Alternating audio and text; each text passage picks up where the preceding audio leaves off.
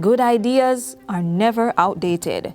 Centuries ago, Greek philosopher Diogenes made this point: the foundation of every state is the education of its youth.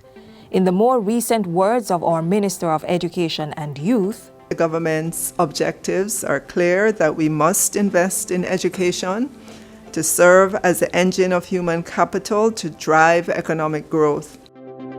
In the 2022-2023 fiscal year, the Jamaican government is investing over $120 billion on education and youth development programs.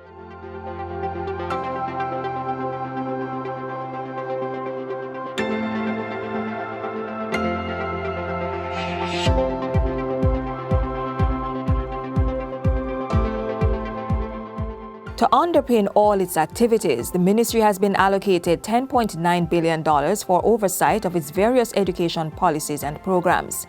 Another $10 billion will cover student support services, in addition to public education, library, and other subsidiary support services.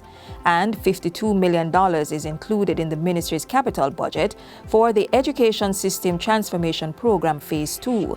This is to modernize the education sector and expand its impact by constructing 6 science, technology, engineering, arts, and mathematics STEAM institutions and 1 visual and performing arts secondary school.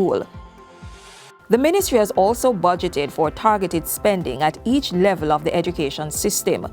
These include tuition support for students at all levels, the expansion and upkeep of school infrastructure, provision of furniture and equipment, as well as textbooks, curriculum development, and teacher training.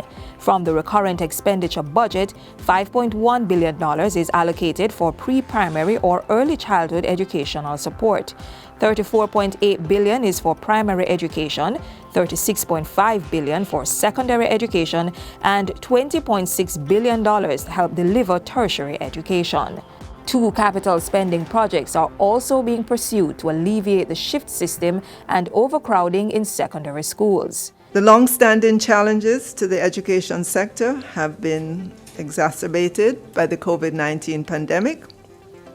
And so we have to put additional resources into addressing learning loss experienced by our students over the past 2 years, while at the same time dealing with the much-needed infrastructure development across all our schools. Under the Education Transformation Program, the National Education Trust will complete the construction of classroom blocks and pre-construction activities for an auditorium at Mount St. Joseph High School and begin building an administration block at the institution.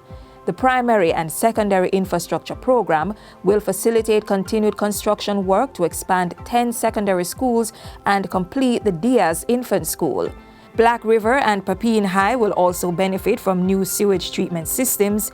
4 secondary schools and 3 primary schools will have their electrical systems upgraded, and security fencing will be erected at 11 infant, primary, and secondary schools.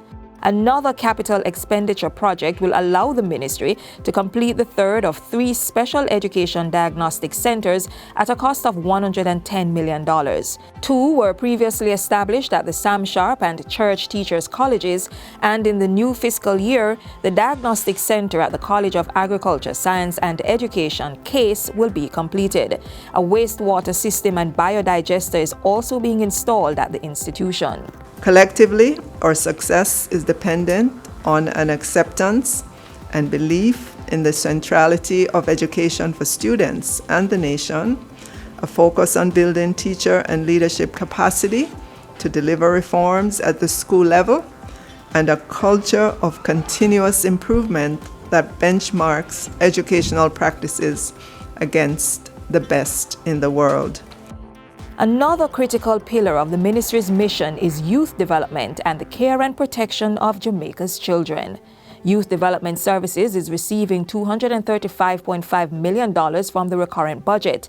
Another $51.6 million will implement social and welfare services for children and the youth.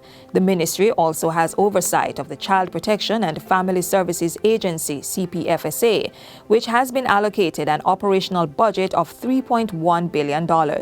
It includes $112 million to support the operations of the National Children's Registry, the central facility for reporting incidents of children who are known or suspected to be abused, neglected, or in need of care and protection. $924 million will go to 4 government-operated children's homes and provide grants to 42 privately owned children's homes. $579 million is for 6 government-operated child places of safety and 4 transitional living homes, as well as grants to 5 privately operated places of safety. $62 million is set aside to undertake major repairs and refurbishing works at 6 childcare facilities. And the CPFSA is providing $242 million to care for approximately 1,050 children in the foster care program. As government works to rebound from the worst effects of the COVID-19 pandemic, the Ministry of Education and Youth is supporting that mission with interventions to ensure a globally competitive and innovative education and training system, producing an informed, socially conscious, and empowered citizenry.